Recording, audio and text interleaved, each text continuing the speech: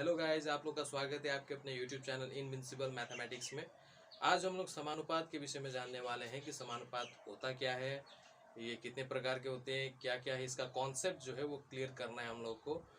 हम लोग सबसे पहले शुरू करते हैं समानुपात। ठीक है, समानुपात जो है वो दो परस्पर अनुपातों का संबंध है, यानी कि दो परस्पर बराबर अनुपात एक समानुपात का गठन करते हैं। इसका डेफिनेशन क्या होगा समानुपात का? परस्पर दो कैसा होना चाहिए?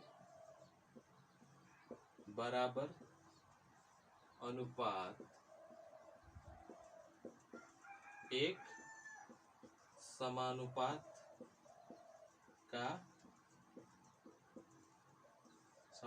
का गठन करते हैं।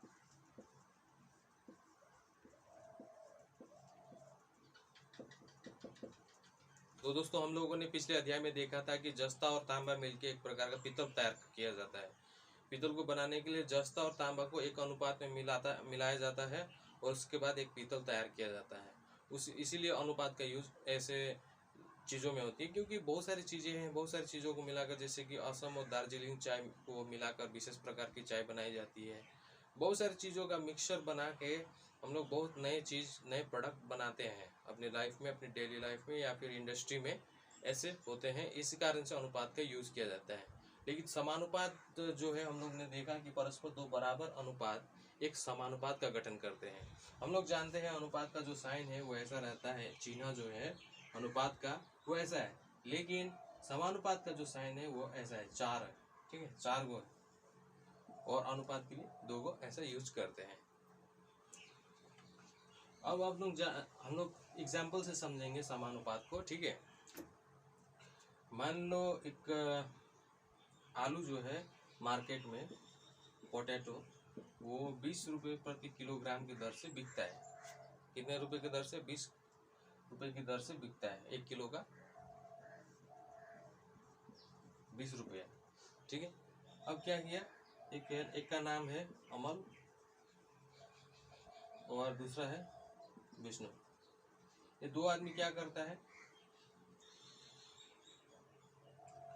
4 किलोग्राम खरीदता है। अमल आलू लेता है, पोटैटो कितना लेता है? 4 किलोग्राम, यानी कि इसका रुपये कितना हो गया?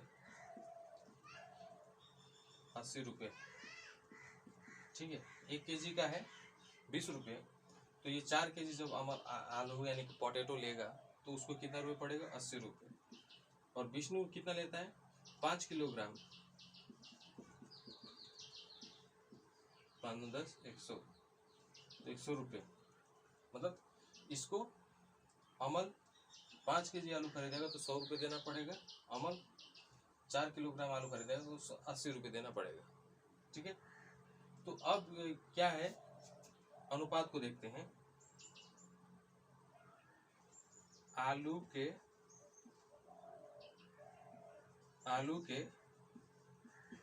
परिणाम का अनुपात, आलू के परिणाम का अनुपात कितना है?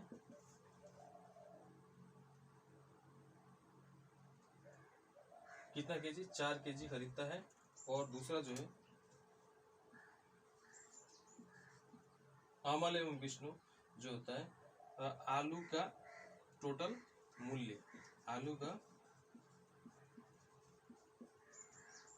कुल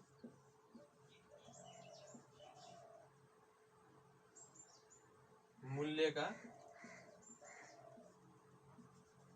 अनुपात, मतलब जितना दाम में वो लोग दो आदमी अमल और विष्णु खरीदता है, कितना हो गया?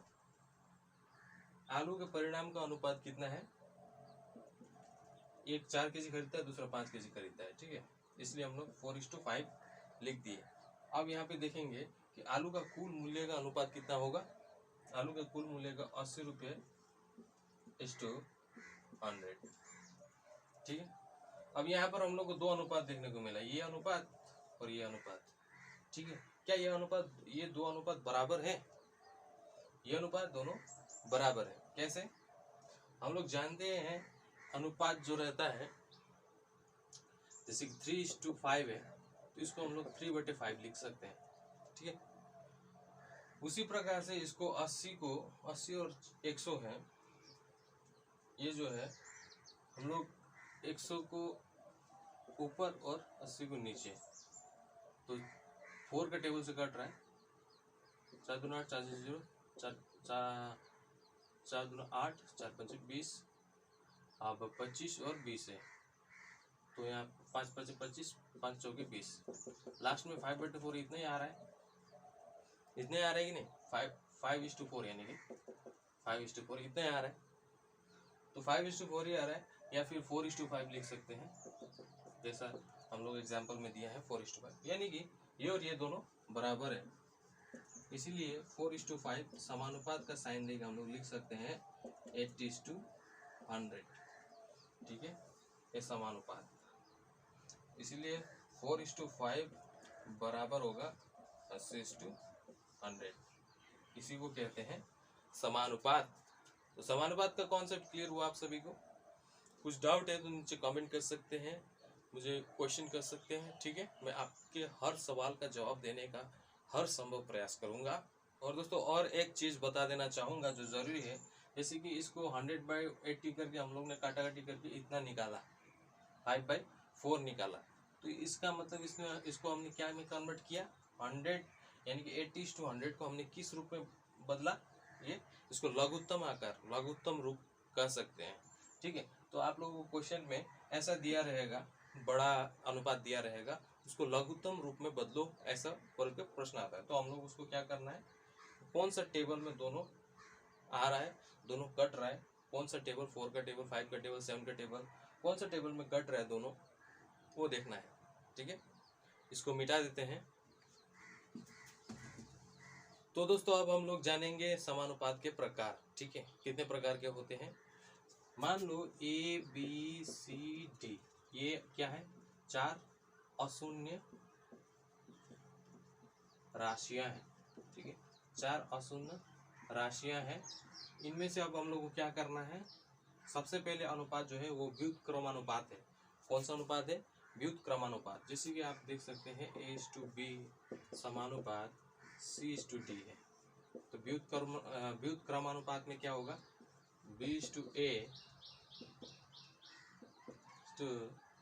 D:C, इसको कौन सा अनुपात कहते हैं, कहेंगे इसको हम लोग व्युत्क्रमानुपात कहते हैं, ये D:C है, ठीक है, तो इस अनुपात का नाम क्या है, व्युत्क्रमानुपात। ये जो दोस्तों ये व्युत्क्रमानुपात है। अब हम लोग देखेंगे एकांतर अनुपात। एकांतर अनुपात जैसे कि A:B समानुपात C:D, ये हो जाएगा क्या, A:C समानुपात B:D, ये एकांतर अनुपात में, मतलब इधर का उधर और उधर का इधर हो जाएगा, ठीक है, ये जो राशियां हैं ये, तो इसको क्या कहते हैं, एकांतर अनुपात, एकांतर अनुपात। अब आते हैं दूसरा योगा अनुपात के बारे में। योगा अनुपात क्या है, A:B है समानुपात C:D है, तो ये हो जाएगा A +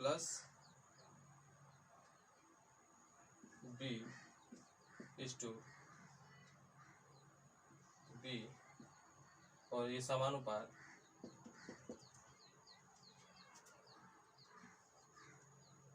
B + D समान अनुपात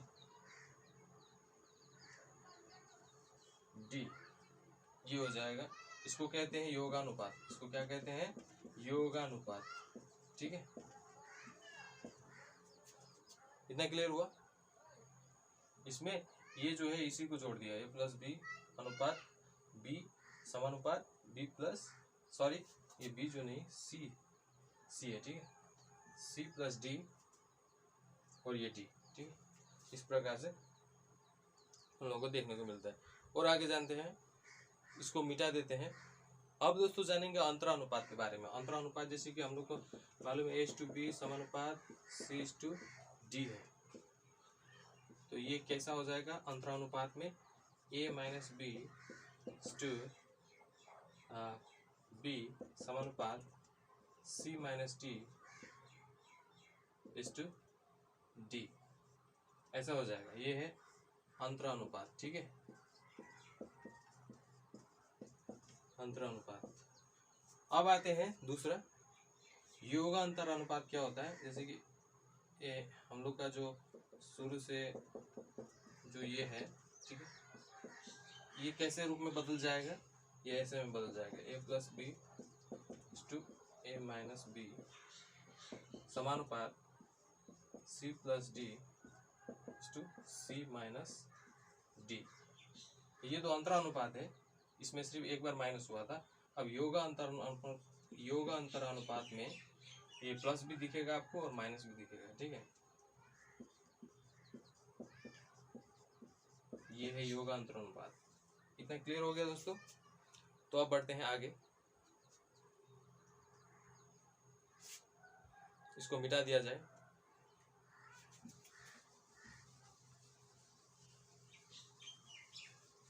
यह सब हम लोग देख रहे हैं जो ये सब समानुपात के प्रकार है, ठीक है। इतने प्रकार के समानुपात होते हैं, मैं आप लोगों को ये बता रहा हूँ। तो दोस्तों मान लीजिए यहाँ पे 4 अशून्य राशियाँ हैं ए बी सी डी, यहाँ पे ऑलरेडी दिया हुआ है। तो इसमें से डी जो है इसको कहते हैं चतुर्थानुपाती कहते हैं इसको, डी को, क्योंकि ये 4 नंबर पे है, ठीक है। अब मान लीजिए 3 अशून्य राशियाँ हैं और मान लीजिए ए बाई बी बराबर बी बाई सी है, ठीक है। ए बी सी अगर वितत समानुपात में कब होगा, इसको मैं बता रहा हूँ। इसको वितत समानुपात कब कहेंगे, जब ये होगा a by b equal to b by c होगा, यानी कि b square equal to a c हम लोग कह सकते हैं। यहाँ पर बी जो है इसको मध्य समानुपाती कहा जाता है, या मध्यानुपाती, एक ही बात है, ठीक है, बी को। और सी जो है इसका ये तृतीय अनुपाती है, ठीक है, तृतीय अनुपाती है। तो ये सारी चीज़ों को आप लोगों को माइंड में रखने से बहुत अच्छा होगा, जिससे आप कॉम्पिटिटिव एग्जाम के साथ साथ अपने जो चैप्टर्स है, लेसन है, स्कूल के पाठ्यक्रम जो है उसको भी इजीली क्लियर कर सकते हो। दोस्तों अब अनुपात समानुपात के कुछ महत्वपूर्ण सूत्रों को देखा जाए, इसको मिटा देते हैं। तो दोस्तों अब हम लोग अनुपात एवं समानुपात के महत्वपूर्ण सूत्रों की चर्चा यहाँ पर करने वाले हैं।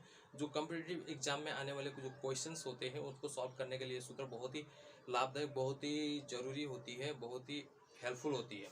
तो जाने सबसे पहले अनुपात तथा समानुपात के महत्वपूर्ण सूत्र, वो कौन कौन से सूत्र हैं, ठीक है, वो देखेंगे। तो सबसे पहले यदि a/b जो कैपिटल में है, a/b equal to small letter का a/b हो तथा b/c जो है वो m/n हो, तो a/b/c का मान कैसे निकालेंगे, ये फॉर्मूला यही है, ठीक है। दोस्तों यहाँ होगा am/mb/nb, ठीक है, am/mb/nb, ठीक है, ये होगा। और तथा a/c कितना होगा,